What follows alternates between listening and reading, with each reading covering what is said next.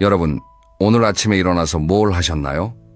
혹시 눈 뜨자마자 벌떡 일어나셨나요?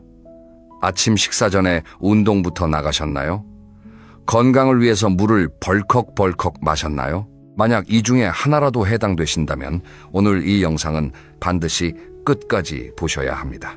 왜냐하면 지금 말씀드린 것들이 전부 여러분의 건강을 해치고 있을 수 있기 때문입니다. 충격적이시죠? 건강하려고 한 일이 오히려 몸을 망치고 있다니. 그런데 이건 사실입니다. 얼마 전에 이런 일이 있었습니다. 62세 남성분이 계셨습니다. 이분은 건강관리를 정말 철저하게 하시는 분이었습니다. 매일 새벽 5시에 일어나서 공복에 등산을 하셨고 하루에 물을 3리터씩 드셨고 건강보조식품만 8가지를 챙겨 드셨습니다. 주변에서 건강의 아이콘이라고 불렀습니다. 그런데 어느 날 등산 중에 갑자기 쓰러지셨습니다. 급성 심근경색이었습니다. 다행히 목숨은 건지셨지만 병원에서 의사가 한 말이 충격적이었습니다. 선생님이 그동안 하신 건강 습관 중에 심장에 무리를 준 것들이 있었다고, 좋은 줄 알고 하신 일이 오히려 몸에 독이 되고 있었다는 겁니다. 이런 일이 이분만의 이야기가 아닙니다.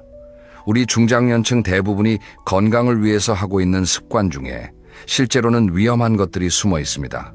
문제는 그걸 모른다는 겁니다. 좋은 줄 알고 수십 년째 하고 있으니까. 오늘 이 영상에서 그 위험한 습관들을 전부 알려드리겠습니다. 어떤 습관이 위험한지, 왜 위험한지, 그리고 어떻게 바꾸면 안전한지까지 오늘 이 한 편에 다 담았습니다. 이 영상 하나가 여러분의 수명을 바꿀 수 있습니다.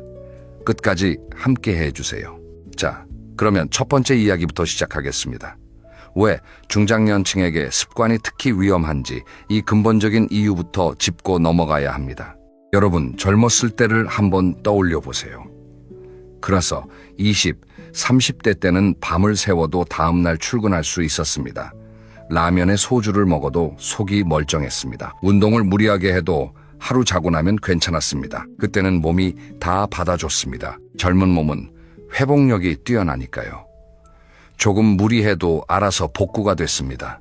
그래서 무슨 습관이든 크게 문제가 안 됐습니다. 그런데 50대가 넘으면 이야기가 완전히 달라집니다. 우리 몸의 회복력은 40대 후반부터 급격하게 떨어지기 시작합니다. 혈관은 딱딱해지고 근육은 줄어들고 소화 기능은 느려지고 면역력은 약해집니다. 같은 행동을 해도 몸이 받는 충격이 다릅니다. 30대에 새벽 운동을 했으면 상쾌했을 수 있습니다. 하지만 60대에 같은 운동을 하면 심장에 과부하가 걸릴 수 있습니다. 30대에 물을 많이 마시면 그냥 소변으로 나갔습니다. 하지만 60대에 물을 너무 많이 마시면 신장에 무리가 갈 수 있습니다. 비유를 하나 들어보겠습니다. 새 차와 20년 된 차를 비교해 보세요. 새 차는 고속도로에서 시속 150km로 달려도 엔진이 끄떡없습니다. 그런데 20년 된 차로 같은 속도를 내면 어떻게 될까요? 엔진에서 이상한 소리가 나고 과열되고 고장날 수 있습니다. 차가 낡은 게 아닙니다.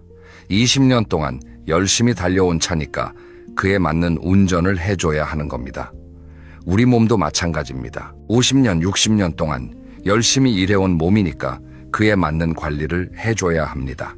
문제는 많은 분들이 이걸 모르신다는 겁니다. 나는 원래 이렇게 해왔는데 괜찮았어. 30년 동안 이렇게 살았는데 아무 문제 없었어. 이렇게 생각하시는 분들이 정말 많습니다. 그런데 이게 바로 가장 위험한 착각입니다. 지금까지 괜찮았던 건 몸이 버텨준 거지 그 습관이 좋아서가 아닙니다. 몸이 보내는 경고 신호가 아직 안 왔을 뿐이지 언제 올지 모르는 겁니다. 실제로 이런 경우가 정말 많습니다. 평생 건강했던 분이 60대에 갑자기 당뇨 진단을 받습니다. 혈압이 괜찮았던 분이 갑자기 고혈압이 됩니다. 아무 증상 없이 살았는데 건강검진에서 혈관이 70% 막혀 있다는 소리를 듣습니다. 왜 갑자기? 갑자기가 아닙니다. 수십 년 동안 쌓여온 나쁜 습관이 어느 순간 한꺼번에 터진 겁니다. 양동이에 물이 한 방울씩 차오르다가 마지막 한 방울에 넘치는 것과 같습니다. 넘치기 전까지는 아무 문제 없어 보이지만 사실 그 안에서는 계속 물이 차고 있었던 겁니다. 그래서 오늘 이 영상이 중요합니다. 양동이가 넘치기 전에 지금 내가 하고 있는 습관 중에 위험한 게 뭔지 점검하고 바꿀 건 바꿔야 합니다. 그래야 70, 80까지 건강하게 살 수 있습니다. 자, 그러면 이제 구체적으로 어떤 습관들이 위험한지 하나하나 알아보겠습니다. 두 번째 이야기입니다. 여기서부터가 정말 중요합니다. 좋은 줄 알고 했는데 오히려 독이 되는 습관들 하나씩 말씀드릴 테니까 혹시 내가 하고 있는 건 아닌지 확인해 보세요. 첫째, 아침 공복 운동입니다. 이거 하시는 분 정말 많으시죠? 아침에 일어나서 밥도 안 먹고 바로 등산을 가거나 공원에서 빨리 걷기를 하거나 체조를 하시는 분들 건강에 좋을 것 같죠? 살도 빠질 것 같고 상쾌할 것 같고. 그런데 중장년층에게는 이게 아주 위험할 수 있습니다. 왜냐하면 아침에 막 일어났을 때 우리 몸은 수면 중에 수분이 빠져나간 상태입니다. 혈액이 끈적끈적해져 있습니다. 이 상태에서 갑자기 격한 운동을 하면 심장에 큰 부담이 갑니다. 특히 새벽이나 이른 아침은 하루 중 혈압이 가장 급격하게 올라가는 시간대입니다. 이 시간에 공복으로 운동을 하면 혈압이 갑자기 치솟으면서 뇌출혈이나 심근경색의 위험이 높아집니다. 실제로 심혈관 사고의 상당수가 이른 아침 시간대에 발생한다는 통계가 있습니다. 그러면 아침 운동을 아예 하면 안 되느냐? 그건 아닙니다. 방법을 바꾸시면 됩니다. 일어나자마자 물을 한 컵 드세요. 미지근한 물이 좋습니다. 그리고 간단한 스트레칭으로 몸을 깨워주세요. 최소 30분은 여유를 두시고 가벼운 아침 식사를 하신 뒤에 운동을 시작하세요. 그리고 운동 강도도 젊었을 때처럼 하시면 안 됩니다. 땀이 비 오듯 쏟아질 정도로 하지 마시고 살짝 이마에 땀이 맺힐 정도 옆 사람과 대화할 수 있을 정도의 강도면 충분합니다. 둘째, 물을 많이 마시면 무조건 좋다는 오해입니다. 하루에 물 2리터 이상 마셔라. 이런 말 많이 들어보셨죠? 텔레비전 건강 프로그램에서도 물 많이 마시라고 늘 이야기합니다. 그래서 많은 분들이 의무적으로 물을 벌컥벌컥 마십니다. 목이 마르지 않아도 억지로 마시는 분도 계십니다. 그런데 물도 너무 많이 마시면 문제가 됩니다. 특히 중장년층은 신장 기능이 젊었을 때보다 떨어져 있습니다. 신장이 처리할 수 있는 양보다 많은 물이 들어오면 몸속 나트륨 농도가 낮아집니다. 이걸 저나트륨 혈증이라고 하는데 심하면 어지럼증 구역질 두통이 생기고 아주 심한 경우에는 의식을 잃을 수도 있습니다. 그러면 물을 얼마나 마셔야 할까요? 정답은 목이 마를 때 마시면 됩니다. 우리 몸은 수분이 부족하면 갈증이라는 신호를 보냅니다. 그 신호에 맞춰서 마시면 충분합니다. 굳이 양을 정해놓고 억지로 마실 필요가 없습니다. 다만 나이가 들면 갈증을 잘 못 느끼는 경우가 있으니까 1시간에 한 번 정도 물을 한두 모금씩 조금씩 마시는 습관이 좋습니다. 셋째, 건강보조식품을 여러 가지 함께 먹는 습관입니다. 이거 해당되시는 분 아주 많으실 겁니다.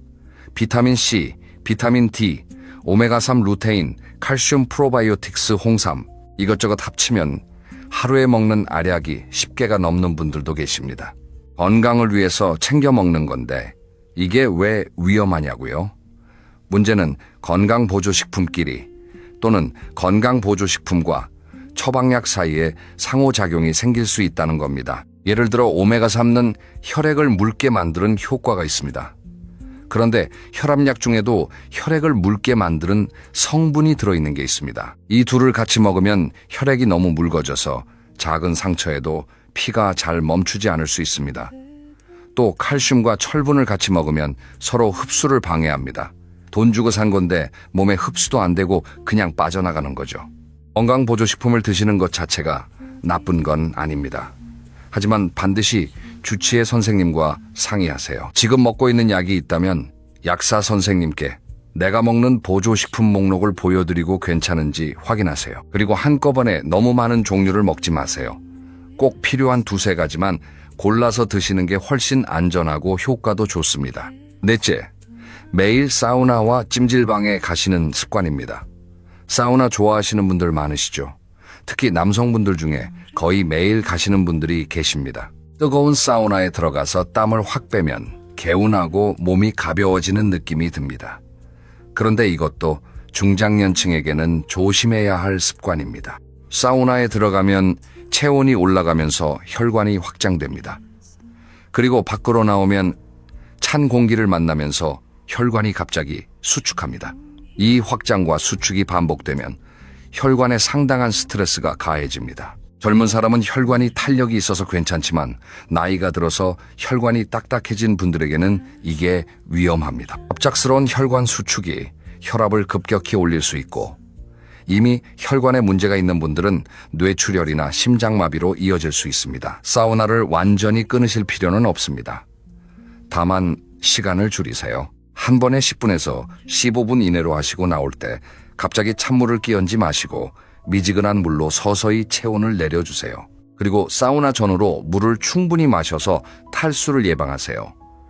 혈압이 높으신 분이나 심장에 문제가 있으신 분은 사우나를 가시기 전에 반드시 의사 선생님과 상의하세요. 자, 여기까지 좋은 줄 알고 했는데 오히려 독이 되는 습관 4가지를 말씀드렸습니다.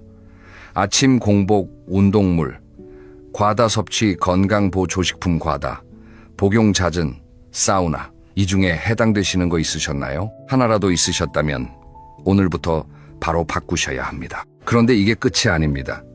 지금부터 말씀드릴 습관들은 더 무서운 것들입니다. 좋은 줄 알고 한 것이 아니라 별거 아닌 줄 알고 방치한 것들입니다. 이 방치가 큰 병을 만듭니다. 세 번째 이야기 집중해서 들어주세요. 모르고 방치하면 큰 병이 되는 위험한 생활 습관들입니다. 첫째 식후에 바로 눕는 습관입니다. 밥 먹고 나면 졸리잖아요. 특히 점심 먹고 나면 소파에 눕고 싶은 마음이 굴뚝 같습니다. 그래서 밥 먹고 바로 누우시는 분들이 많은데 이게 반복되면 역류성 식도염에 걸리기 쉽습니다.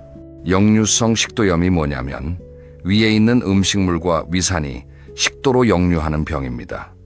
식도는 위산을 버틸 수 있게 만들어진 곳이 아닙니다. 위산이 역류하면 식도가 화상을 입는 것과 비슷한 상태가 됩니다. 가슴이 타는 듯한 통증이 생기고 목이 쓰리고 심한 경우에는 기침이 멈추지 않습니다. 이게 오래 방치되면 식도에 염증이 생기고 최악의 경우 식도암으로까지 발전할 수 있습니다. 밥을 먹고 나서 최소 2시간에서 3시간은 눕지 마세요.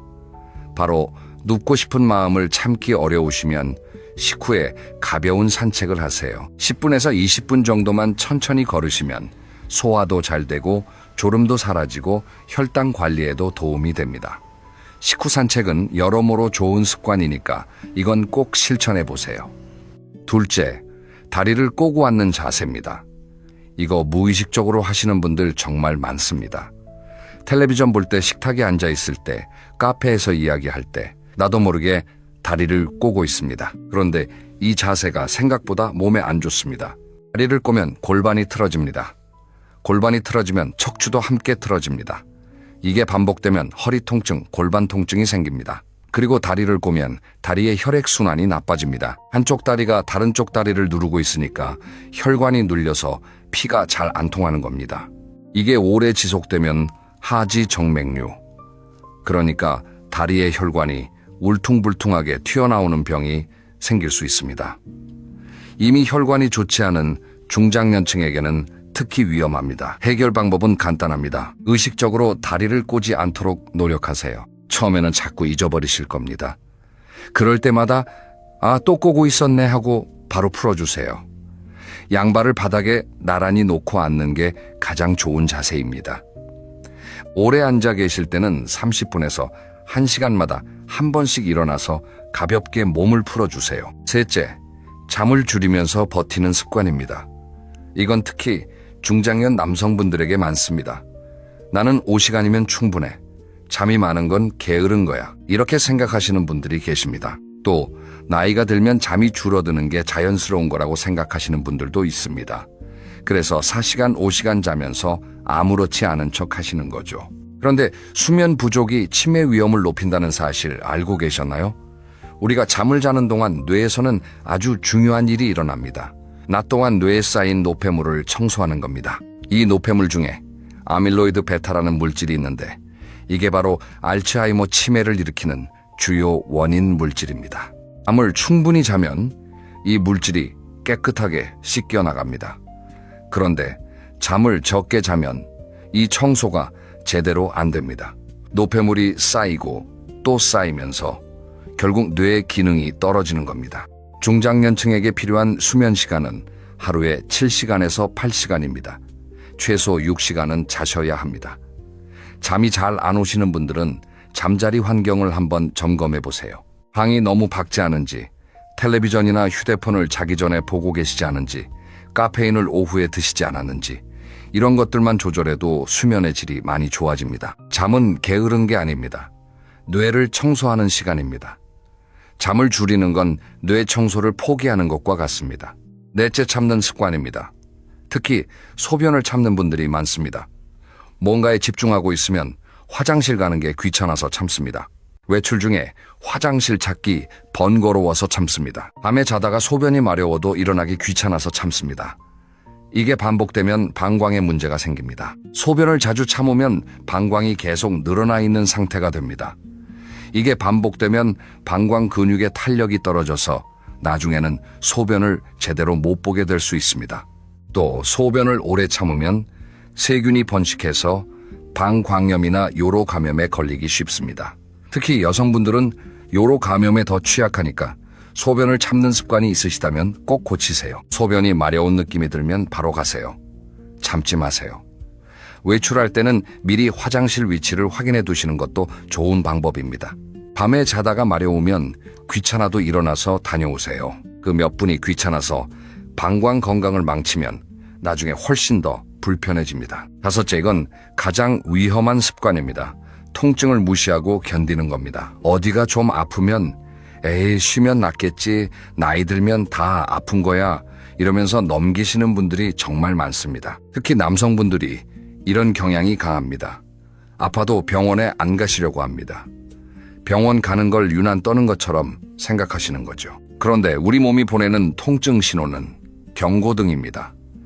자동차에 경고등이 켜졌는데 테이프로 가려버리면 어떻게 될까요? 당장은 보기 편하겠지만 진짜 문제가 있으면 차가 멈춰버립니다. 우리 몸도 마찬가지입니다. 가슴이 답답하다, 두통이 자주 온다, 배가 계속 더부룩하다, 소변에 피가 섞여 나왔다, 이런 증상들은 몸이 보내는 구조 요청입니다. 이걸 무시하면 골든타임을 놓치게 됩니다. 실제로 이런 사례가 있었습니다. 65세 남성분이 이달 정도 속이 더부룩하고 소화가 안 됐다고 합니다. 대수롭지 않게 생각하고 소화제만 드셨습니다. 그러다 3달이 지나서야 병원에 가셨는데 위암 초기 진단을 받으셨습니다. 다행히 조기에 발견되어서 수술로 치료할 수 있었지만 만약 6개월, 1년을 더 미뤘다면 상황이 훨씬 심각해졌을 겁니다. 의사 선생님이 그러셨다고 합니다. 이달째 증상이 있었을 때 바로 오셨으면 더 간단하게 치료할 수 있었다고. 몸에서 평소와 다른 신호가 2주 이상 계속되면 꼭 병원에 가세요. 별거 아니면 다행인 거고 뭔가 있으면 빨리 발견한 거니까 어느 쪽이든 병원에 가는 게 이득입니다. 대한민국에서는 건강보험 덕분에 진료비가 크게 비싸지 않습니다. 아프면 가는 게 아니라 이상하면 가는 게 맞습니다. 자, 여기까지 방치하면 큰 병이 되는 위험한 생활습관 5가지를 말씀드렸습니다. 식후에 바로 눕기 다리 꼬고, 안기 수면 부족, 소변 참기 통증 무시하기 어떠신가요? 나도 모르게 하고 있었던 습관이 있으신가요? 있으시다면 오늘이 바꿀 수 있는 가장 빠른 날입니다. 네 번째 이야기로 넘어가겠습니다. 이번에는 먹는 습관에 대해서 이야기해 보겠습니다. 먹는 건 매일 하는 일이니까 먹는 습관이 잘못되면 매일매일 몸에 해를 끼치는 겁니다. 그만큼 중요한데 많은 분들이 틀리고 계신 것들이 있습니다. 첫째, 밥을 빨리 먹는 습관입니다. 바쁘게 살아오신 분들은 밥을 빨리 드시는 게 몸에 배어 있습니다. 직장 생활할 때 점심시간이 짧으니까 후루룩 먹는 게 습관이 되신 거죠. 은퇴하고 나서도 이 습관이 바뀌지 않는 분들이 많습니다. 5분, 10분 만에 밥을 뚝딱 드십니다. 그런데 밥을 빨리 먹으면 두 가지 문제가 생깁니다. 하나는 과식입니다. 우리 뇌가 배부르다는 신호를 보내려면 식사를 시작하고 약 20분이 걸립니다. 그런데 10분 만에 다 먹어버리면 뇌가 아직 배부르다는 신호를 보내기 전이니까 더 먹게 됩니다. 과식은 비만으로 이어지고 비만은 당뇨, 고혈압, 심장병으로 이어집니다. 다른 하나는 혈당 문제입니다. 밥을 빨리 먹으면 음식이 급격하게 소화되면서 혈당이 확 올라갑니다. 이 혈당 급상승이 반복되면 인슐린 저항성이 생기고 결국 당뇨로 발전합니다. 해결 방법은 천천히 씹어서 드시는 겁니다. 한 숟가락 먹으면 최소 20번 이상 씹으세요. 젓가락을 내려놓고 씹으세요. 삼키고 나서 다음 숟가락을 드세요. 처음에는 불편하실 수 있습니다. 하지만 이것만 바꿔도 과식이 줄어들고 혈당 관리가 쉬워지고 소화도 잘 됩니다. 식사 시간을 최소 20분에서 30분은 잡으세요. 둘째, 국에 밥 말아 먹는 습관입니다. 우리나라 사람들 특히 좋아하시죠? 국밥찌개에 밥 말아 먹기. 뜨끈한 국에 밥 말아 후루룩 먹으면 속이 편한 것 같고 든든합니다. 하지만 이것도 자주 하시면 문제가 됩니다. 국에 밥을 말면 밥알이 국물에 섞여서 거의 씹지 않고 넘기게 됩니다. 아까 말씀드린 것처럼 씹지 않으면 과식하기 쉽고 소화액이 국물에 희석되어서 소화가 오히려 안 됩니다. 속이 편한 것 같지만 실제로는 위에 부담을 주고 있는 겁니다. 그리고 국물 자체에 나트륨, 그러니까 소금 성분이 많이 들어있습니다. 국에 밥을 말면 국물까지 다 마시게 되니까 나트륨 섭취량이 확 올라갑니다. 국을 드시더라도 밥과 따로 드세요. 국은 건더기 위주로 드시고 국물은 적게 드세요. 밥은 밥대로 꼭꼭 씹어서 드시고요. 이것만 해도 나트륨 섭취를 크게 줄일 수 있습니다. 셋째, 짜게 먹는 습관입니다. 이건 우리나라 사람들의 오래된 식습관인데 김치, 젓갈찌개, 장아찌. 우리 식탁에는 짠 음식이 정말 많습니다. 게다가 입맛이라는 게 길들여지는 거라서 짜게 먹는 분들은 싱거운 음식이 맛이 없다고 느끼십니다. 그래서 점점 더 짜게 드시게 됩니다. 나트륨을 과다 섭취하면 혈압이 올라갑니다. 이건 아주 직접적인 관계입니다. 고혈압은 중장년층에게 가장 흔한 만성질환이고 뇌졸중과 심장병의 가장 큰 원인입니다. 우리나라 성인의 나트륨 섭취량은 세계보건기구 권장량의 거의 2배에 달한다고 합니다. 그만큼 짜게 먹고 있다는 뜻입니다. 짜게 먹는 습관을 한 번에 고치기는 어렵습니다. 그래서 조금씩 줄여나가세요. 국이나 찌개를 끓일 때 소금이나 간장을 평소보다 조금만 덜 넣어보세요. 처음에는 좀 싱거울 수 있는데 2주 정도 지나면 혀가 적응합니다. 외식할 때는 소스를 따로 달라고 하거나 찍어 먹는 방식으로 드세요. 그리고 칼륨이 많은 음식을 함께 드시면 나트륨 배출에 도움이 됩니다. 바나나, 고구마, 시금치 같은 것들입니다. 넷째, 과일을 식후에 바로 먹는 습관입니다. 밥 먹고 나서 디저트로 과일 드시는 분들 많으시죠? 식후에 과일 먹으면 소화에 좋을 것 같은 느낌이 있습니다. 하지만 이것도 좀 조심하실 필요가 있습니다. 밥을 먹고 나면 위에서 음식을 소화하느라 바쁩니다. 이때 과일이 들어오면 과일에 있는 당분이 이미 먹은 음식 위에 더해지면서 혈당이 급격하게 올라갑니다. 특히 당뇨가 있으시거나 혈당이 높으신 분들에게는 이게 큰 문제가 됩니다. 또 과일의 식이섬유가 위에서 발효되면서 가스가 차고 배가 더부룩해질 수 있습니다. 과일은 식후 2시간 정도 지난 후에 간식으로 드시는 게 좋습니다. 또는 식전에 소량을 드시는 것도 괜찮습니다. 그리고 과일도 당분이 있으니까 하루에 너무 많이 드시지 마세요. 주먹 한두 개 크기 정도면 적당합니다. 다섯째, 나이 들수록 반드시 챙겨야 할 식습관에 대해서 말씀드리겠습니다. 이건 조심할 것만큼이나 중요한 내용입니다. 나이가 들면 우리 몸에서 꼭 필요한데 부족해지기 쉬운 영양소들이 있습니다. 가장 중요한 건 단백질입니다. 나이가 들면 근육이 줄어듭니다. 이걸 근감소증이라고 하는데 이게 시작되면 낙상 위험이 높아지고 면역력이 떨어지고 전체적인 체력이 급격히 저하됩니다. 근육을 유지하려면 단백질을 충분히 섭취해야 합니다. 매끼 식사에 단백질이 포함된 음식을 드세요. 두부, 생선, 달걀, 닭가슴살, 콩 이런 것들을 매끼 꼭 넣어주세요. 다음으로 중요한 건 칼슘과 비타민 D입니다. 뼈 건강에 필수적인 영양소인데 중장년층은 흡수율이 떨어져서 더 신경 써서 드셔야 합니다. 우유, 요거트, 멸치, 치즈 같은 칼슘이 풍부한 음식을 드시고 비타민 D는 햇볕을 쬐면 자연스럽게 만들어지니까 하루에 20분에서 30분 정도 야외 활동을 하시면 좋습니다. 한 가지 사례를 더 말씀드릴게요. 63세 여성분이 계셨는데 이분은 혈압이 좀 높으셔서 항상 걱정이 많으셨습니다. 약을 드시면서도 혈압이 잘 안 잡혔는데 식습관 상담을 받고 나서 딱 2가지만 바꾸셨습니다. 국물을 절반으로 줄이고 맵기 채소를 한 접시 이상 먹기. 이 2가지를 3개월 동안 실천하셨더니 혈압이 눈에 띄게 안정되었습니다. 의사 선생님이 약을 한 단계 줄여도 되겠다고 하셨다고 합니다. 식습관 하나를 바꿨을 뿐인데 약까지 줄일 수 있었던 겁니다. 먹는 습관의 힘이 이렇게 큽니다. 다섯 번째 이야기입니다.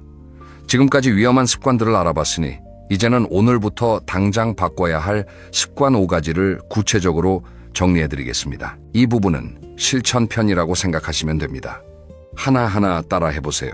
첫째, 아침에 벌떡 일어나지 마세요. 많은 분들이 아침에 알람이 울리면 바로 벌떡 일어나십니다. 또는 눈이 떠지자마자 바로 몸을 일으키시는 분들도 계십니다. 그런데 이게 중장년층에게는 위험합니다. 왜냐하면 잠자는 동안 우리 몸은 누워있는 상태에 적응되어 있습니다. 혈압도 낮고 심박수도 낮습니다. 이 상태에서 갑자기 벌떡 일어나면 혈압이 급격히 변하면서 어지럼증이 올 수 있고 심한 경우 낙상으로 이어질 수 있습니다. 특히 혈압약을 드시는 분들은 기립성 저혈압이 올 수 있어서 더 조심하셔야 합니다. 그러면 어떻게 일어나야 할까요? 눈이 떠지면 바로 일어나지 마시고 누운 상태에서 기지개를 켜세요. 손과 발을 천천히 움직여주세요. 발목을 돌리고 손을 쥐었다 펴세요. 이걸 1, 2분 정도 한 뒤에 천천히 옆으로 누워서 팔로 몸을 짚으면서 일어나세요.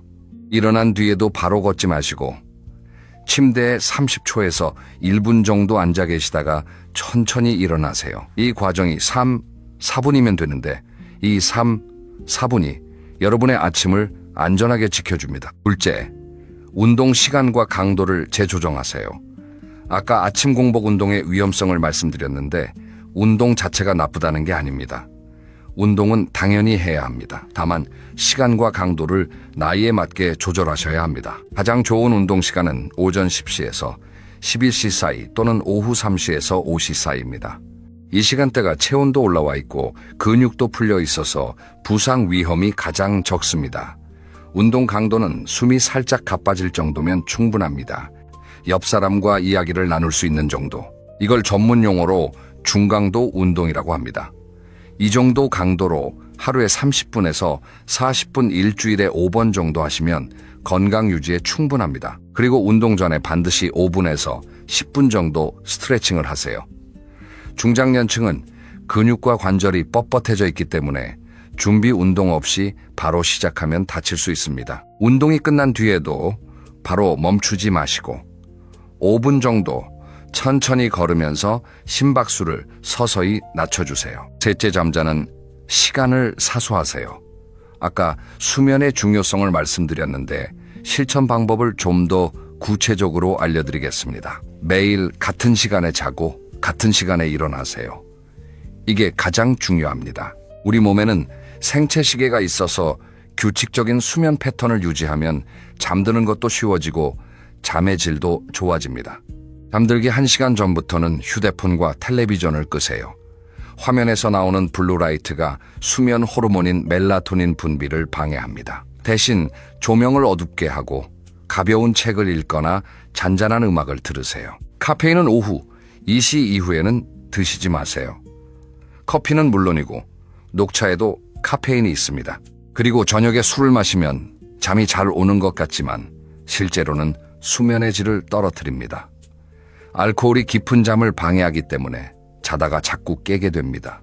잠이 안 올 때 술 한잔 하시는 분들이 계신데 이건 해결책이 아니라 더 나쁜 습관을 만드는 겁니다. 넷째, 병원을 아프기 전에 가세요.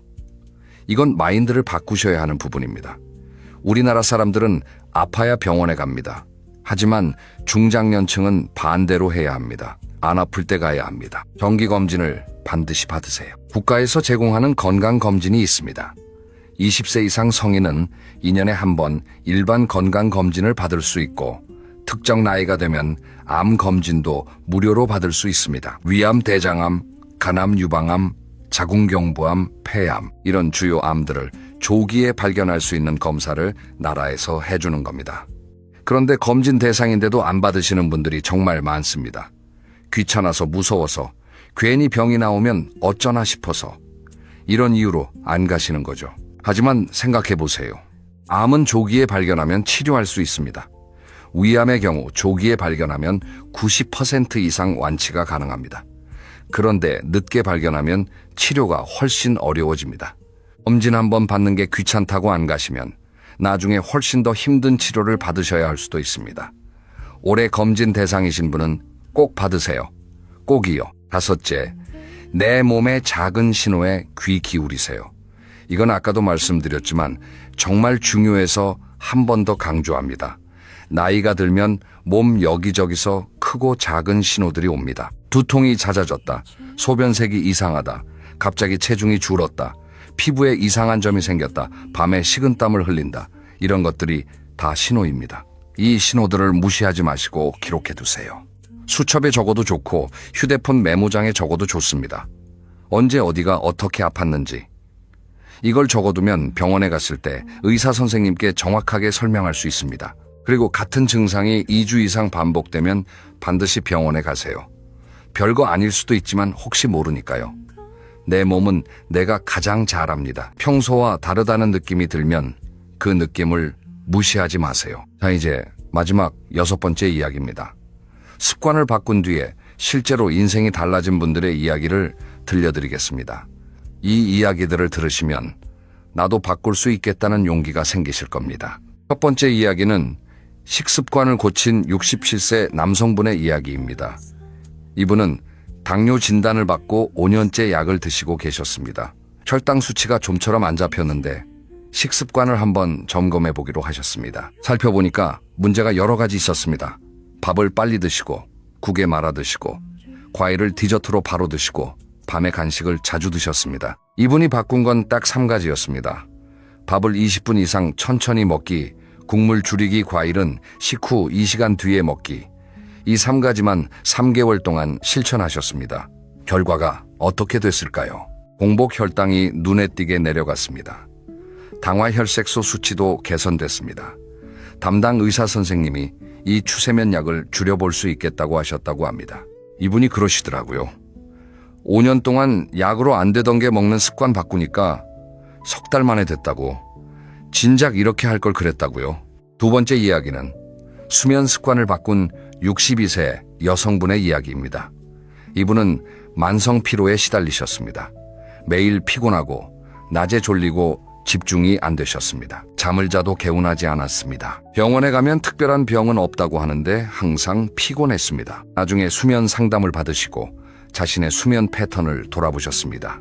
매일 밤 11시에 자려고 누우시는데 잠이 안 오니까 휴대폰을 보시다가 새벽 1시, 2시에 겨우 잠드셨다고 합니다. 아침에는 6시에 억지로 일어나시니까 4, 5시간밖에 못 주무셨던 거죠. 이분이 바꾼 건 이겁니다. 잠들기 1시간 전에 휴대폰을 끄고 방 조명을 어둡게 하고 따뜻한 우유 한 잔을 마시고 가벼운 스트레칭을 한 뒤에 잠자리에 드시는 걸 루틴으로 만드셨습니다. 처음에는 잠이 잘 안 왔다고 합니다. 하지만 2주 정도 지나니까 몸이 적응하기 시작했고 한 달 뒤에는 11시에 누우면 30분 안에 잠들 수 있게 됐다고 합니다. 수면 시간이 6시간에서 7시간으로 늘어나니까 변화가 바로 나타났습니다. 낮에 졸리지 않게 되었고 집중력이 좋아졌고 무엇보다 아침에 일어나면 개운한 느낌이 들기 시작했다고 합니다. 이분이 이런 말씀을 하셨습니다. 잠을 제대로 자는 것만으로도 새 사람이 된 것 같다고.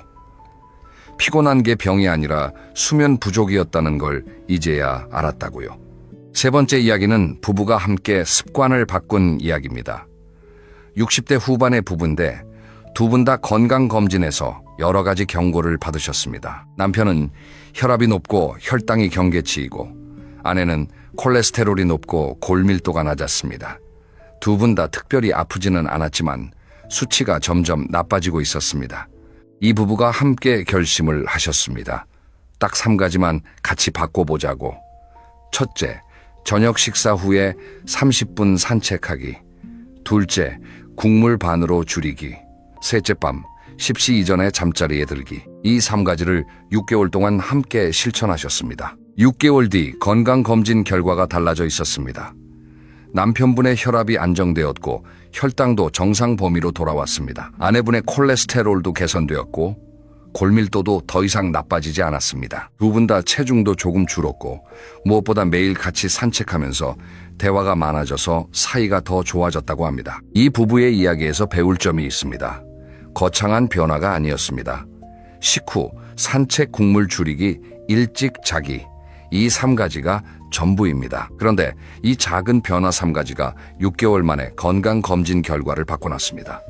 작은 습관의 힘이 이렇게 큽니다. 자, 이제 정말 마무리하겠습니다. 오늘 정말 긴 시간 함께 해주셨습니다. 끝까지 들어주셔서 진심으로 감사드립니다. 오늘 이야기의 핵심을 3문장으로 정리해드릴게요. 하나, 지금까지 괜찮았다고 앞으로도 괜찮은 게 아닙니다. 나이가 달라지면 습관도 달라져야 합니다. 젊었을 때의 습관을 그대로 유지하는 건 낡은 차로 고속도로를 달리는 것과 같습니다. 둘 좋은 줄 알고 한 습관이 독이 될 수 있습니다. 공복운동 과도한, 수분 섭취, 보조식품 과다, 복용 잦은 사우나. 내가 건강을 위해 하는 일이 정말 건강에 좋은지 한번 점검해 보세요. 셋, 작은 변화가 큰 결과를 만듭니다. 천천히 씹어먹기, 국물 줄이기, 일찍 자기 식후 산책하기. 이런 사소한 변화 하나가 혈당을 바꾸고 혈압을 바꾸고 인생을 바꿉니다. 여러분, 오늘 이 영상을 다 보신 뒤에 딱 한 가지만 해주세요. 오늘 말씀드린 위험한 습관 중에 내가 하고 있는 게 있으면 그중 한 가지만 골라서 오늘 저녁부터 바꿔보세요. 한 가지면 됩니다. 한꺼번에 다 바꾸려고 하면 하나도 못 바꿉니다. 딱 한 가지만. 그 한 가지가 여러분의 건강을 지키는 첫걸음이 됩니다. 혹시 이 영상을 보시고 나는 이 습관을 바꿔보겠다, 이런 결심이 드신 분은 댓글로 남겨주세요. 어떤 습관을 바꾸시든 진심으로 응원합니다. 그리고 주변에 건강관리가 필요한 분이 계시다면 이 영상을 꼭 공유해주세요. 그 한 번의 공유가 누군가의 건강을 지킬 수 있습니다. 오늘도 끝까지 함께 해주셔서 정말 감사합니다. 여러분 모두 건강한 습관으로 건강한 100세 시대를 맞이하시길 바랍니다. 그럼 다음 영상에서 또 뵙겠습니다. 여러분, 오늘 하나의 숫자부터 말씀드리겠습니다. 3억 9,400만 원. 이 숫자가 뭔지 아시나요? 2025년 기준으로 60대 이상 파산 신청자의 평균 채무액입니다. 빚이 3억 9,400만 원이라는 겁니다. 젊은 사람도 감당하기 어려운 금액인데 소득이 끊긴 60대, 70대 어르신이 이 빚을 지고 계신 겁니다. 매달 이자만 해도 수백만 원인데 수입이 없으니 이자를 갚기 위해 또 빚을 지고 그 빚의 이자를 갚기 위해 또 빚을 지는 악순환에 빠지신 겁니다. 결국 더 이상 버틸 수 없어서 법원에 파산을 신청하시는 거죠. 더 충격적인 숫자가 있습니다. 지금 우리나라에서 개인 파산을 신청하는 사람 10명 중 4명이 60대 이상입니다. 2022년 서울회생법원 기준으로 60대 이상 파산자가 전체의 45.1%를 차지했습니다. 거의 절반입니다. 2025년에도 이 추세는 계속되고 있습니다. 특히 70대 이상 파산이 5년 새 55.6%나 급증했습니다. 2028년에 2,298건이었던 70대 이상 파산 접수 건수가 2022년에는 3,575건으로 치솟았습니다. 그리고 2022년에는 처음으로 70대 이상 파산자 수가 30대 파산자 수를 넘어섰습니다. 70대 할아버지 할머니가 30대 청년보다 더 많이 파산하고 있다는 뜻입니다. 이것이 오늘날 대한민국의 현실입니다. 그런데 여러분, 이분들이 왜 파산했을까요? 도박을 해서, 사치를 부려서, 고급 외제차를 타고 다녀서? 아닙니다. 파산 원인의 79.5%가 생활비 부족이었습니다. 밥 먹을 돈이 없어서, 병원비를 감당할 수 없어서, 집세를 낼 수 없어서 파산한 겁니다. 사치도 아니고 낭비도 아니고 그냥 평범하게 살려고 했는데 돈이 모자란 거죠. 그리고 이 파산자의 86.2%가 기초생활수급자 84.6%가 무직 상태였습니다. 10명 중 7명이 혼자 사시는 1인 가구였습니다. 일자리도 없고 돈도 없고 옆에서 도와줄 가족도 없는 분들이 결국 파산이라는 마지막 선택을 하신 겁니다. 한 번 파산을 경험한 뒤 다시 파산하는 재파산 사례도 적지 않았는데 재파산자 중 69%가 60대 이상이었습니다. 한 번 무너지면 다시 일어서기가 구조적으로 불가능에 가깝다는 뜻입니다. 이분들의 공통점이 있습니다. 하나같이 이렇게 말씀하십니다. 내가 이렇게 노후에 가난할 줄 몰랐다. 젊었을 때는 나름대로 열심히 살았습니다. 회사에 다니기도 했고 자기 사업을 하기도 했고 아이들을 키우면서 집도 마련했습니다. 평범한 중산층이었습니다. 그런데 은퇴하고 나서 2, 3년, 3, 4년이 지나면서 모든 것이 무너지기 시작한 겁니다. 자신만은 노후 파산과 빈곤으로부터 안전할 것이라는 착각 속에 살았던 거죠. 문제는 이것이 남의 이야기가 아니라는 겁니다. 오늘 제가 알려드리는 10가지 이유 중 단 하나라도 해당되신다면 지금 당장 바꾸셔야 합니다. 바꾸지 않으면 여러분도 그 숫자의 일부가 될 수 있습니다. 오늘 영상에서는 70대에 갑자기 노후 거지가 되는 10가지 이유를 하나하나 깊이 있게 파헤치겠습니다. 그리고 각각의 이유에 대한 구체적인 예방법과 대안도 함께 알려드리겠습니다. 이 영상 하나로 여러분의 노후가 완전히 달라질 수 있습니다. 끝까지 함께 해주세요. 자, 첫 번째 이유부터 시작하겠습니다. 퇴직금으로 사업을 시작하는 것입니다. 이것이 노후 파산의 가장 흔한 원인 중 하나입니다. 50대에 퇴직하면 손에 쥐는 돈이 있습니다. 퇴직금입니다. 적게는 몇 천만 원, 많게는 1~2억 원 정도 되죠. 30년, 40년 동안 한 직장에서 열심히 일한 대가입니다. 이 돈은 인생에서 마지막으로 받는 목돈입니다. 이 나이에 이만한 돈이 다시 한꺼번에 들어올 일은 거의 없습니다. 말 그대로 마지막 기회입니다. 그런데 많은 분들이 이 소중한 돈으로 무엇을 하시나요? 사업을 시작하십니다.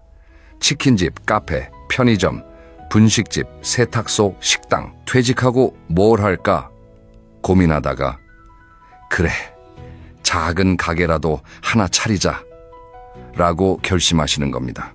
남은 인생 20년 가게 하나로 먹고 살면 되겠지. 이런 생각으로 퇴직금 전액을 투자하시는 분들이 정말 많습니다. 주변에서도 부축입니다. 요즘 이런 업종이 잘 된다더라. 저기 사거리 코너에 좋은 자리가 나왔대. 프랜차이즈로 하면 본사에서 다 알려주니까 쉽대. 이런 말에 솔깃해서 충분한 조사도 없이 덜컥 계약을 하시는 경우가 많습니다. 하지만 현실은 정말 냉혹합니다. 통계를 보면 자영업자의 폐업률이 얼마나 높은지 아시나요? 창업한 지 1년 이내에 문을 닫는 가게가 전체의 약 20%입니다. 3년 이내에는 절반 이상이 문을 닫습니다. 5년을 넘기는 가게는 10개 중 3, 4개에 불과합니다. 특히 요식업 카페, 소매업 같은 생활 밀착형 업종은 경쟁이 너무 심합니다. 한 골목에 같은 종류의 가게가 서너 개씩 있는 경우가 허다하죠. 거기에 대형 프랜차이즈까지 들어오면 개인이 운영하는 작은 가게는 버티기가 정말 어렵습니다. 그리고 사업 경험이 없는 분들이 특히 위험합니다. 30년 동안 회사원으로 일하신 분이 갑자기 가게를 운영하시려면 완전히 다른 능력이 필요합니다. 재고 관리, 인건비 계산, 고객 응대, 마케팅, 세금 처리 이런 것들을 전부 혼자서 해야 합니다. 회사에서는 각자 맡은 일만 하면 되었지만 자기 사업에서는 모든 것을 본인이 결정하고 책임져야 합니다. 이 부담이 생각보다 엄청나게 큽니다. 실제 사례를 2가지 말씀드리겠습니다. 첫 번째는 경기도에 사시던 62 세박 선생님 이야기입니다. 35년간 제조업체에서 근무하시다가 퇴직하셨습니다. 퇴직금 1억 2천만 원과 그동안 모은 저축 3천만 원을 합해서 총 1억 5천만 원으로 카페를 열었습니다. 아내와 함께 운영하면 인건비도 아끼고 노후에 안정적인 수입이 되겠지 싶으셨던 거죠. 처음석 달은 괜찮았습니다. 개업 효과도 있었고 동네 주민들도 한 번씩 와주셨으니까요. 하지만 넉 달째부터 매출이 뚝 떨어지기 시작했습니다. 200m 거리에 대형 프랜차이즈 카페가 새로 생긴 겁니다. 같은 아메리카노인데 프랜차이즈는 할인 쿠폰도 주고 앱으로 적립도 되고 인테리어도 깔끔합니다. 손님의 절반 이상이 그쪽으로 빠졌습니다. 임대료, 재료비, 공과금, 카드 수수료를 내고 나면 남는 것이 없었습니다. 어떤 다른 적자가 300만 원이 넘었습니다. 조금만 더 버티면 나아지겠지. 이 생각으로 저축했던 돈까지 끌어다 넣으셨습니다. 하지만 상황은 나아지지 않았고 결국 2년 만에 가게 문을 닫으셨습니다. 보증금은 일부만 돌려받았고 퇴직금 1억 2천만 원은 거의 다 날아갔습니다. 60내 살에 손에 남은 돈은 1,000만 원이 채 안 되었습니다. 이분이 나중에 하신 말씀이 가슴을 찌릅니다. 퇴직금을 그냥 은행에 넣어뒀으면 이자만으로도 한 달에 3, 40만 원은 나왔을 텐데 그 돈이면 연금이랑 합해서 충분히 생활이 됐을 텐데 왜 그때 욕심을 부렸을까? 두 번째 사례입니다. 세탁소를 운영하시던 65세 남성 이야기입니다. 이분은 퇴직 후 세탁소를 차렸는데 처음에는 그럭저럭 유지가 되었습니다. 하지만 경기가 나빠지면서 손님의 발길이 뚝 끊겼습니다. 옷을 세탁소에 맡기는 대신 집에서 직접 빨래하시는 분들이 늘어난 거죠. 임차료도 내지 못할 만큼 상황이 악화되었고 여기저기서 빌린 돈이 쌓이기 시작했습니다. 급히 택시 운전이나 경비원 일을 알아봤지만 그것마저 여의치 않았습니다. 결국 이분이 택할 수 있는 선택지는 파산 신청이 유일했습니다. 이 두 사례에서 공통점이 보이시나요? 두 분 다 퇴직금 전액을 사업에 투자하셨습니다. 별도의 노후 자금을 마련해 놓지 않으셨습니다. 사업이 실패하자 남은 것이 아무것도 없었습니다. 70세가 되어서 새로운 일자리를 찾기란 하늘의 별 따기인데 돈은 바닥이 나고 결국 파산으로 귀결된 겁니다. 그래서 전문가들은 하나같이 이렇게 조언합니다. 퇴직금은 안전하게 보존하면서 꾸준한 수익을 창출할 수 있는 방향으로 활용해야 합니다. 예금, 채권, 안정적인 배당주, 연금 같은 곳에 넣어서 원금 손실 위험을 최소화하면서도 물가 상승에 대응할 수 있는 수익을 추구하는 것이 현명합니다. 화려하지는 않지만 안전합니다. 사업에 대한 열정보다 안전성을 우선시하는 것이 노후 빈곤을 피하는 가장 확실한 방법입니다. 만약 정말 사업을 하고 싶으시다면 반드시 세 가지 원칙을 지키세요. 첫째, 퇴직금 전액을 투자하지 마세요. 최소한 50% 이상은 반드시 노후 생활비로 떼어놓으시고 이로도 생활에 지장이 없는 금액만 투자하세요. 둘째, 퇴직 전부터 최소 2, 3년간 해당 업종을 철저히 공부하고 준비하세요. 셋째, 사업이 안 될 경우에 탈출 전략도 미리 세워두세요. 준비 없는 창업은 투자가 아니라 도박과 다를 바 없습니다. 두 번째 이유입니다. 자녀에게 재산을 미리 다 넘겨주는 것입니다. 한국의 부모들은 세계 어느 나라 부모보다 자녀에게 많은 것을 쏟아붓습니다. 태어날 때부터 시작해서 유치원, 초중고, 학비, 학원비, 대학 등록금, 유학비, 취업 준비, 비용 결혼, 자금 전세, 자금 심지어 손주 양육비까지. 자녀 한 명을 대학 졸업시키고 결혼시키는 데 들어가는 돈이 3, 4억 원이 넘는다는 분석도 있습니다. 자녀가 둘이면 7, 8억 원입니다. 웬만한 아파트 한 채 값을 자녀에게 쏟아붓는 겁니다. 통계를 보면 한국 부모들이 노후 자금의 55%를 자녀의 결혼 비용으로 지출한다고 합니다. 노후에 쓸 돈의 절반 이상을 자녀 결혼 한 번에 써버리는 겁니다. 결혼식 비용, 예단 혼수 전세 보증금, 이것들을 다 해주고 나면 부모 손에 남는 돈은 얼마 되지 않습니다. 여기서 더 심각한 것은 재산을 미리 자녀에게 증여하는 경우입니다. 내가 살아있을 때 미리 물려주면 세금도 아끼고 자식들이 편하게 쓸 수 있겠지. 자식에게 물려주면 자식이 나를 잘 돌봐주겠지. 이런 생각으로 아파트를 넘기거나 목돈을 나눠주시는 분들이 정말 많습니다. 하지만 현실은 기대와 다른 경우가 너무나 많습니다. 87세 할머니가 아들에게 18억 원 상당의 부동산을 증여했다가 연락도 끊기고 용돈도 받지 못하게 된 사례를 이전 영상에서 말씀드렸습니다. 이것은 극단적인 사례가 아닙니다. 주변에서 정말 흔히 볼 수 있는 이야기입니다. 재산을 넘기기 전에는 부모님 걱정 마세요. 효도할게요. 라고 하던 자녀가 재산을 넘기고 나면 요즘 바빠서 다음에 갈게요. 라면서 전화도 잘 안 받는 경우가 적지 않습니다. 심지어 부모에게 용돈을 드리기는커녕 저도 먹고 살기 바빠요. 라면서 손 내미는 경우도 있습니다. 돈이 넘어가면 주도권도 함께 넘어가는 겁니다. 부모가 재산을 쥐고 있을 때는 자녀가 찾아오지만 재산이 없어지면 발길도 뜸해지는 것이 안타깝지만 현실입니다. 그래서 원칙은 간단하면서도 확고해야 합니다. 살아있는 동안에는 재산을 자녀에게 전부 넘기지 마세요. 상속은 돌아가신 뒤에 하는 것이고 살아있을 때는 내 노후를 지키는 것이 먼저입니다. 자녀에 대한 사랑은 충분히 이해합니다. 하지만 내 노후를 희생하면서까지 자녀를 돕는 것은 결국 양쪽 모두에게 불행한 결과를 가져옵니다. 부모가 경제적으로 무너지면 결국 그 부담은 다시 자녀에게 돌아갑니다. 부모가 건강하고 경제적으로 안정되어 있는 것, 이것이 자녀에게 줄 수 있는 가장 큰 선물입니다. 자녀에게 이렇게 말씀하세요.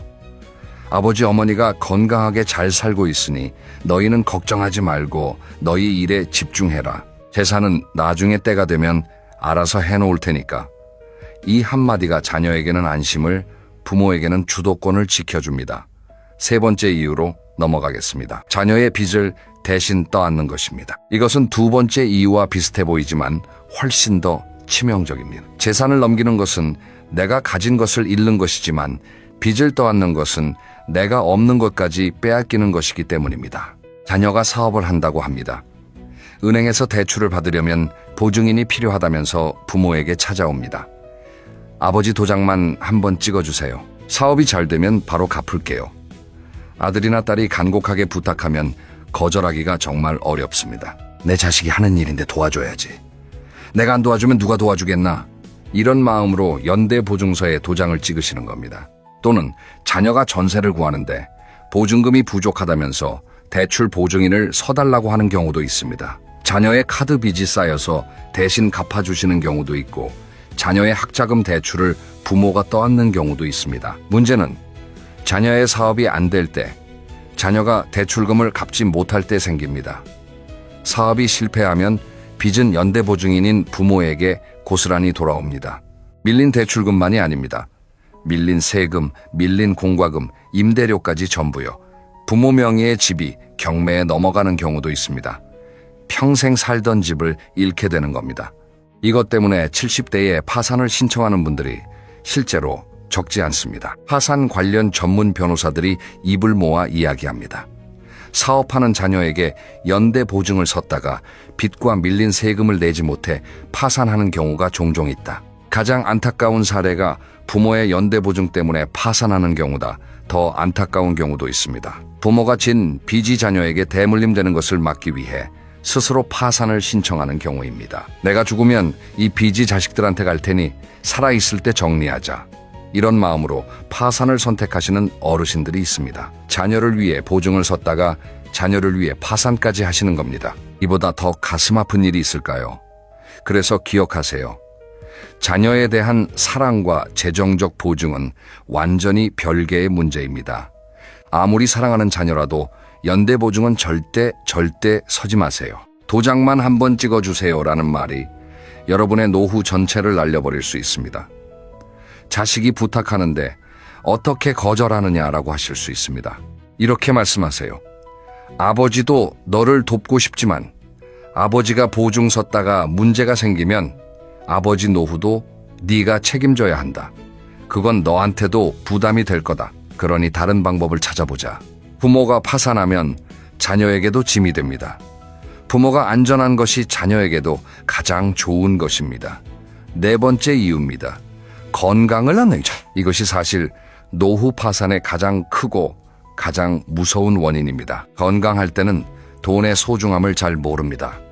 하지만 한번 건강을 잃으면 돈이 물 흐르듯 빠져나갑니다. 65세 이상 고령자의 연평균 진료비가 얼마인지 아시나요? 491만 원입니다.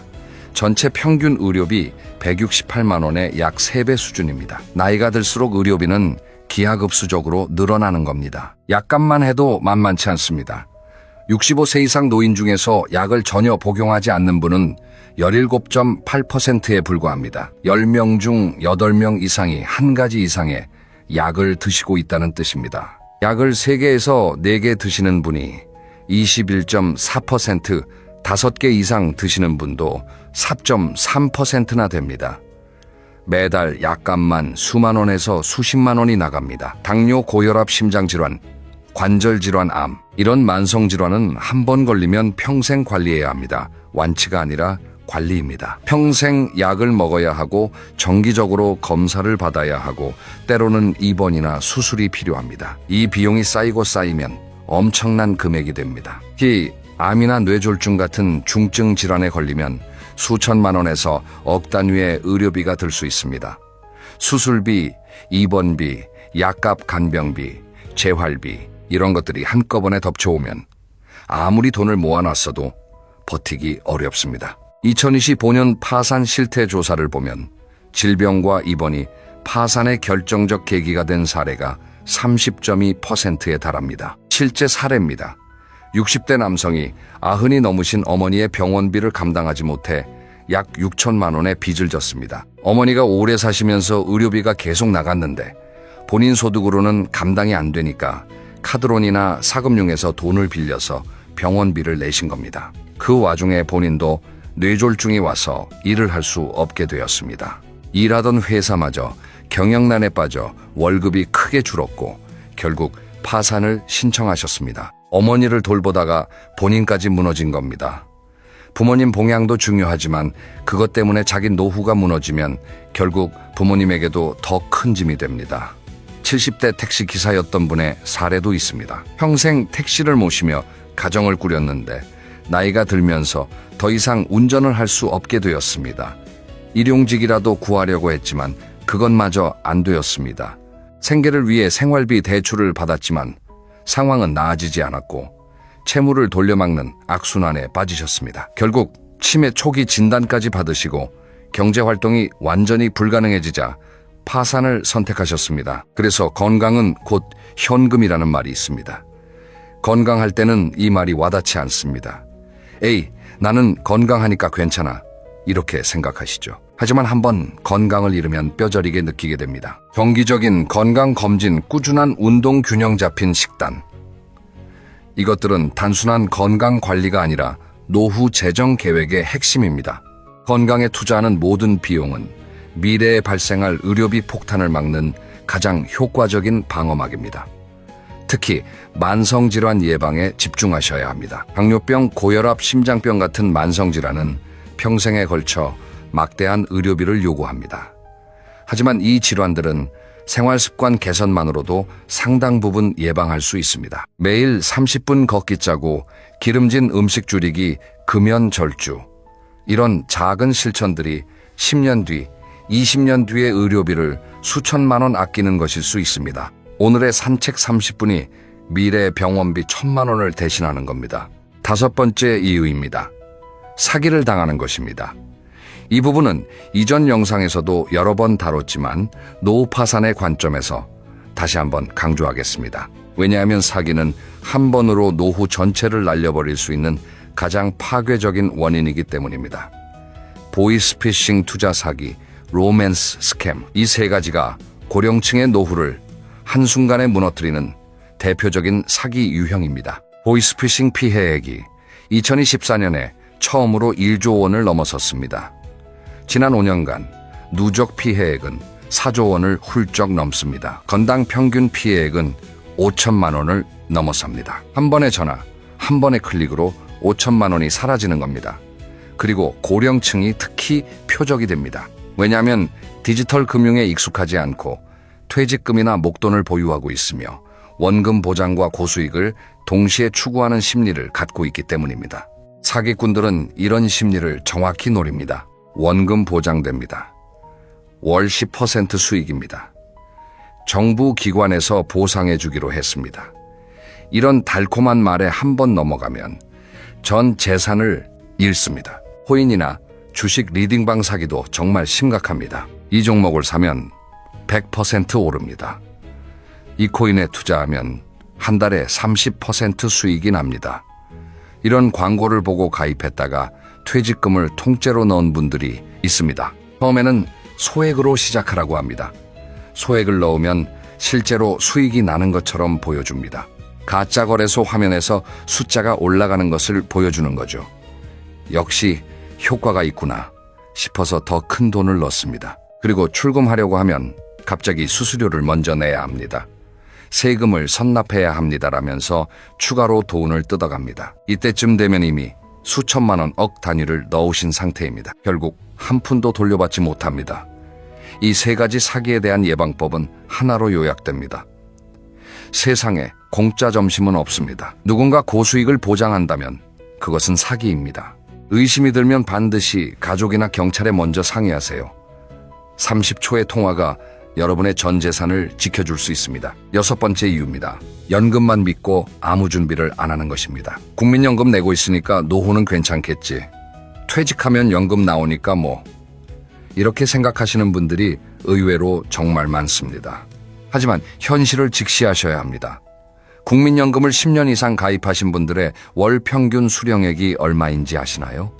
약 54만 원입니다. 54만 원으로 한 달을 살 수 있으신가요? 집세 공과금, 식비, 교통비, 통신비, 의료비, 이것만 해도 100만 원은 훌쩍 넘습니다. 54만 원으로는 이중 절반도 감당이 안 됩니다. 20년 이상 가입한 분이라야 월 93만 원 정도를 받습니다. 이 정도면 좀 나은 편이지만 그래도 최소 생활비에 턱걸이하는 수준입니다. 국민연금공단 자료에 따르면 65세 이상 노인이 혼자 살아도 한 달 생활비로 최소 129만 3천 원이 필요합니다. 그런데 은퇴를 앞둔 51세에서 60세 국민연금 가입자 중에서 월 130만 원 이상 연금을 받을 수 있는 사람은 8.4%에 불과합니다. 100명 중 8명만 국민연금으로 최소한의 생활이 가능하다는 뜻입니다. 나머지 92명은 국민연금만으로는 생활이 안 됩니다. 부족한 돈을 어디서 가져와야 하는데 가져올 곳이 없으면 빚을 지게 되고 빚이 쌓이면 파산으로 이어지는 겁니다. 그래서 3층 연금이라는 개념을 반드시 아셔야 합니다. 1층은 국민연금입니다. 이것은 기본 중에 기본이지만 이것만으로는 절대 부족합니다. 2층은 퇴직연금입니다. 3층은 개인연금입니다. 이 세 가지를 합쳐야 비로소 안정적인 노후 소득이 만들어집니다. 국민연금만 믿으시면 절대 안 됩니다. 이미 70대이시라면 지금이라도 가지고 계신 자산을 연금 형태로 전환하는 방법을 전문가와 상담해 보세요. 늦었다고 생각하실 수 있지만 아무것도 안 하는 것보다는 지금이라도 하시는 것이 100배 낫습니다. 7번째 이유입니다. 황혼이혼으로 재산이 반토막 나는 것입니다. 이전 영상에서도 다룬 내용이지만 노후 파산의 관점에서 다시 한번 짚어보겠습니다. 2010년 통계를 보면 혼인기간 20년 이상인 부부의 황혼 이혼 건수가 38,446건으로 전체 이혼의 34.7%를 차지했습니다. 세 쌍 중 한 쌍 이상이 황혼 이혼입니다. 황혼 이혼이 노후 파산의 원인이 되는 이유는 명확합니다. 은퇴 후에는 소득이 끊기기 때문에 그동안 모아놓은 자산으로 남은 생애를 살아가야 합니다. 그런데 이혼을 하면 그 자산을 둘로 나눠야 합니다. 3, 40년 동안 부부가 함께 모은 재산을 반으로 쪼개는 겁니다. 부동산, 예금, 주식 같은 금융자산뿐만이 아닙니다. 퇴직금과 연금까지도 분할 대상입니다. 국민연금은 분할연금 제도가 있어서 상대 배우자가 국민연금 수급권자라면 그 연금도 나눠야 합니다. 전업주부였던 배우자도 가사노동에 대한 기여를 인정받아 50%에 가까운 재산 분할을 요구할 수 있습니다. 즉, 평생 모은 재산의 절반을 잃을 수 있다는 뜻입니다. 가뜩이나 노후 자금이 빠듯한 상황에서 재산을 반으로 나누면 양쪽 모두 생활이 어려워질 수밖에 없습니다. 이혼 전에는 한 집에서 생활비를 나눠 쓸 수 있었지만 이혼 후에는 각자 따로 집세, 공과금, 식비를 내야 합니다. 핵심은 이겁니다. 부부관계가 아무리 힘들더라도 감정적으로 이혼을 결정하지 마세요. 특히 노후에는 경제적 현실을 반드시 먼저 따져보셔야 합니다. 조론이라는 대안도 있습니다. 법적 결혼은 유지하면서 별거하며 각자의 삶을 사는 것이죠. 결혼은 당장의 재산 분할을 피할 수 있지만 법적 혼인이 유지되니 상속권 같은 문제는 남아 있습니다. 어떤 선택을 하시든 반드시 법률 전문가와 상의하시고 경제적 시뮬레이션을 해보신 후에 결정하시길 권합니다. 8번째 이유입니다. 보험을 제대로 관리하지 않는 것입니다. 여러분, 지금 가입하고 계신 보험이 몇 개인지 정확히 아시나요? 그리고 그 보험이 어떤 질병이나 사고를 보장해주는지 구체적으로 알고 계신가요? 보장 기간은 언제까지인지, 특약은 뭐가 붙어 있는지, 매달 내는 보험료가 적정한 수준인지, 이런 것들을 정확히 알고 계신 분이 얼마나 되실까요? 솔직히 대부분의 분들이 보험료는 매달 꼬박꼬박 내시면서 정작 어떤 보장을 받을 수 있는지는 잘 모르고 계십니다. 보험회사가 알아서 챙겨줄 것 같지만 절대 그런 일은 없습니다. 보험금은 가입자가 직접 청구해야 나옵니다. 보장 내용을 모르면 청구를 못합니다. 청구를 안 하면 보험금은 영원히 나오지 않습니다. 특히 은퇴 후에는 의료비 지출이 큰 부담이 됩니다. 이때 보장성 보험, 특히 실비보험이나 암보험, 뇌혈관 질환 보험 같은 것들이 잘 갖춰져 있으면 의료비 부담을 크게 줄일 수 있습니다. 하지만 필요한 보장은 빠져 있고 불필요한 보험에 매달 수십만 원씩 내고 계신 분들도 적지 않습니다. 반대로 보험료 부담 때문에 보험을 해지하시는 분들도 계십니다. 매달 2, 30만 원 나가는 보험료가 부담스러워서 해지하셨는데 그로부터 1년 뒤에 암 진단을 받으시는 경우도 있습니다. 이때 보험이 있었으면 수천만 원의 보험금을 받으실 수 있었는데 해지해버렸으니 모든 의료비를 본인이 부담해야 합니다. 이것이 노후 파산의 방아쇠가 되는 거죠. 그래서 지금 당장 해야 할 것이 있습니다. 가입하신 보험의 증권을 꺼내서 보장 내용을 확인하세요. 가장 중요하게 확인해야 할 것은 3가지입니다.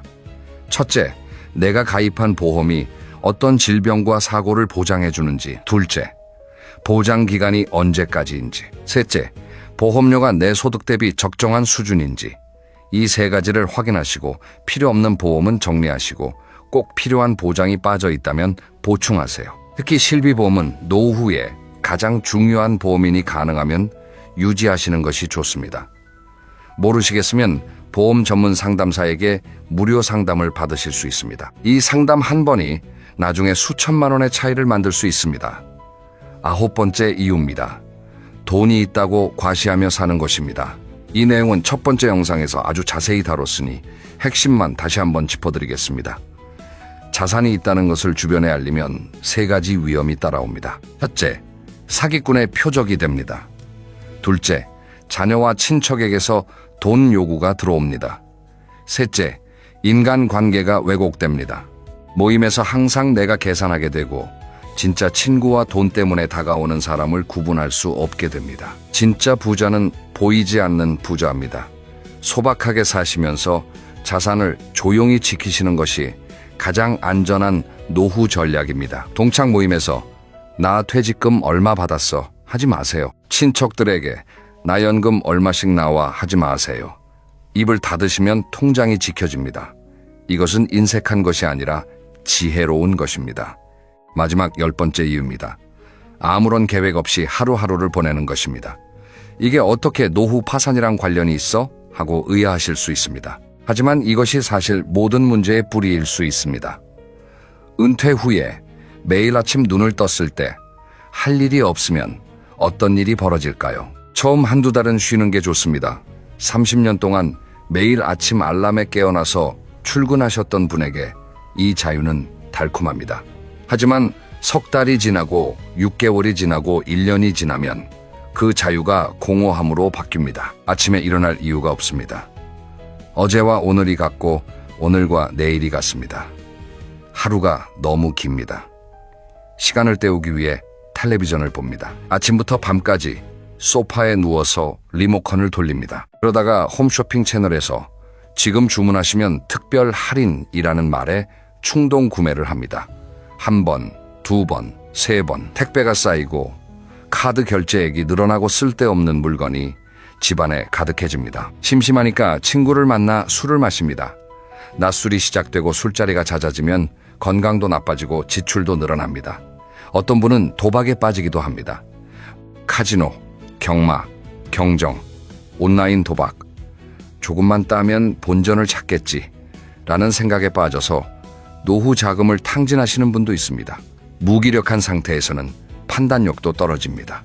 사기꾼이 전화해서 돈을 불려드리겠다고 하면 할 일이 없는 사람은 그 말에 더 쉽게 솔깃합니다. 반대로 매일 바쁘게 활동하시는 분은 어떨까요? 사기 전화가 와도 지금 바빠요 하고 끊으십니다. 충동 구매할 시간도 없고 술 마실 시간도 없고 도박할 시간도 없습니다. 건강한 활동으로 시간을 채우니까 쓸데없는 곳에 돈이 새지 않습니다. 삶의 구조가 있으면 돈도 지켜지는 겁니다. 그래서 은퇴 후에도 반드시 삶의 구조를 만드셔야 합니다. 매일 아침 일어나서 할 일이 있어야 합니다. 그것이 봉사활동이든 동호회 활동이든 파트타임 일이든 텃밭 가꾸기든 공부든 뭐든 상관없습니다. 중요한 것은 오늘 나는 이것을 한다라는 목적이 있어야 한다는 겁니다. 그 목적이 아침에 침대에서 일어나는 이유가 되고 하루를 채우는 동력이 되고 쓸데없는 소비와 위험한 유혹으로부터 나를 지켜주는 방패가 됩니다. 한 가지 사례를 들려드리겠습니다. 인천에 사시는 71세 이 선생님 이야기입니다. 이분은 고등학교 교사로 35년을 근무하시다가 퇴직하셨습니다. 퇴직 후 처음 1년은 아무것도 안 하시고 쉬셨다고 합니다. 평생 바쁘게 살았으니 좀 쉬어도 된다고 생각하셨죠. 그런데 1년이 지나니까 우울증이 찾아왔습니다. 매일 소파에 누워서 텔레비전만 보다가 잠이 들고 아내와도 대화가 줄고 밖에 나갈 의욕도 없어지셨다고 합니다.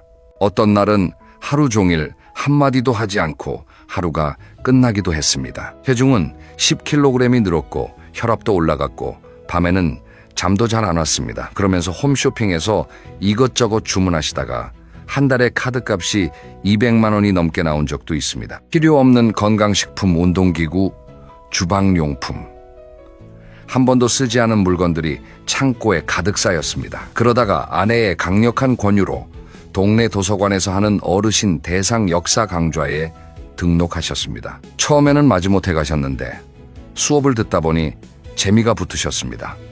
35년간 학생들을 가르치셨던 분이니까 공부하는 것 자체가 즐거우셨던 거죠. 일주일에 2번 2시간씩 수업을 들으시면서 비슷한 또래의 수강생들과 친해지셨습니다. 강좌가 끝나면 같이 점심을 드시고 주말에는 역사 유적지 탐방도 다니셨습니다. 그 과정에서 이분의 삶이 완전히 달라졌습니다. 표정이 밝아지고 목소리에 활기가 생기고 걸음걸이도 빨라졌습니다. 체중도 다시 줄고 혈압도 정상으로 돌아왔습니다. 그리고 충동 구매도 완전히 사라졌습니다. 할 일이 생기니까 홈쇼핑을 볼 시간이 없어진 거죠. 이분이 이렇게 말씀하셨습니다. 퇴직하고 첫 해에 아무것도 안 하고 쉬었을 때는 솔직히 죽고 싶다는 생각까지 들었어요. 살아있는 이유를 모르겠더라고요. 그런데 도서관에 나가기 시작하면서 삶이 완전히 바뀌었어요.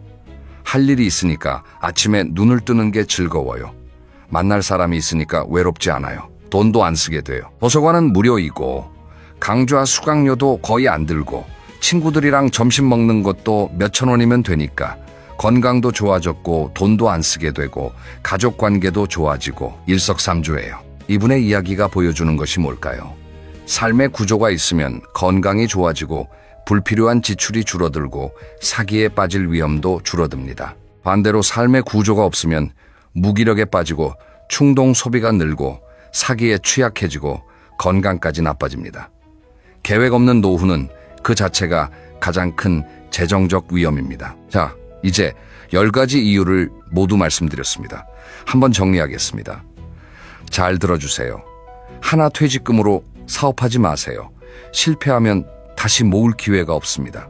둘, 자녀에게 재산을 미리 다 넘기지 마세요. 내 노후가 먼저입니다.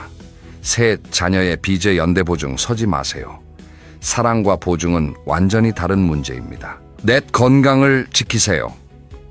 건강이 곧 돈입니다. 건강을 잃으면 모든 것을 잃습니다. 5, 사기를 조심하세요. 고수익을 보장하면 100% 사기입니다. 6, 국민연금만 믿지 마세요. 3층 연금을 반드시 준비하세요. 7, 감정적으로 이혼하지 마세요. 경제적 현실을 먼저 따지세요. 8, 보험을 점검하세요. 내고만 있지 말고 뭘 받을 수 있는지 반드시 확인하세요. 9, 돈 있다고 과시하지 마세요. 조용히 사는 것이 가장 안전합니다.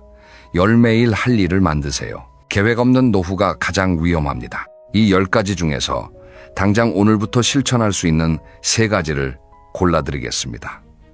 첫째, 오늘 저녁에 보험증권을 꺼내서 보장 내용을 확인하세요. 어떤 보험에 가입되어 있고 무엇을 보장받을 수 있는지 확인하세요. 모르시겠으면 내일 보험사 고객센터에 전화해서 물어보세요.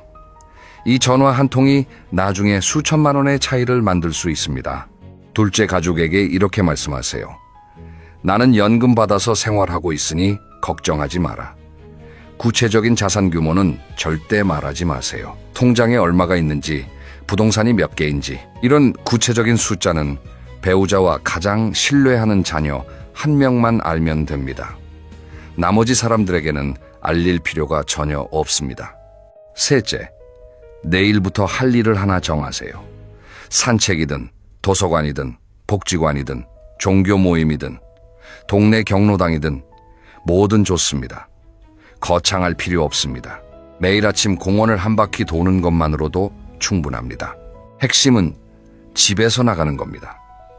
집에서 나가면 사람을 만나고, 사람을 만나면 외로움이 줄고, 외로움이 줄면 사기에 빠질 위험도 줄고, 충동 소비도 줄어듭니다. 집에서 나가는 것 자체가 노후를 지키는 첫걸음입니다. 마지막으로 한 말씀만 더 드리겠습니다. 오늘 말씀드린 10가지 이유에는 공통점이 있습니다. 전부 미리 알았다면, 미리 준비했다면 피할 수 있었다는 겁니다. 파산하신 분들이 하나같이 이렇게 말씀하십니다. 내가 이걸 몰랐다. 미리 알았으면 이렇게 안 했을 텐데. 누가 한마디만 해줬으면 이 지경까지는 안 왔을 텐데. 오늘 이 영상을 보신 여러분은 이미 아신 겁니다. 아는 것과 모르는 것의 차이가 노후를 결정합니다. 똑같이 5천만 원을 가지고 있어도 이 10가지를 아는 사람은 그 돈을 지키고 불릴 수 있습니다. 하지만 모르는 사람은 어느 날 갑자기 그 돈이 사라지고 빚만 남게 됩니다. 지식이 곧 방패입니다. 오늘 여러분은 그 방패를 손에 넣으신 겁니다. 다음 영상에서는 70대에 반드시 해야 할 돈 관리 습관 5가지에 대해 이야기하겠습니다.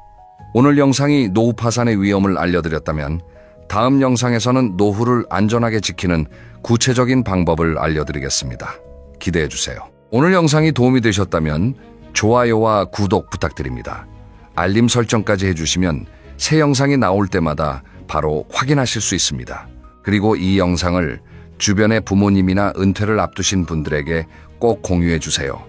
카카오톡으로 링크 하나 보내시면 됩니다. 그 작은 행동이 누군가의 노후를 파산해서 구해줄 수 있습니다. 이 영상 하나가 누군가의 인생을 바꿀 수 있습니다. 오늘도 건강하시고 사랑하는 가족과 따뜻한 시간 보내시길 바랍니다. 긴 영상 끝까지 들어주셔서 진심으로 감사합니다.